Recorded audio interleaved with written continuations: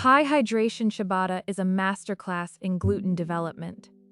The secret lies in the windowpane stretch, a critical diagnostic tool for the baker.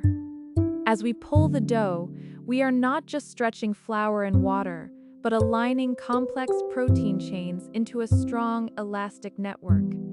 Notice the sonic texture as the dough resists then yields, a subtle, wet tension that signals perfect fermentation. The goal is total translucency without tearing.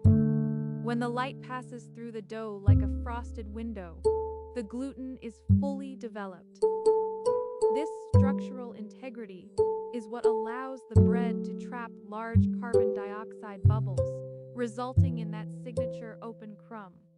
Listen to the soft, tacky sounds of the hydrated surface stretching, a visceral confirmation of a successful bulk fermentation. This is where science meets sensory art.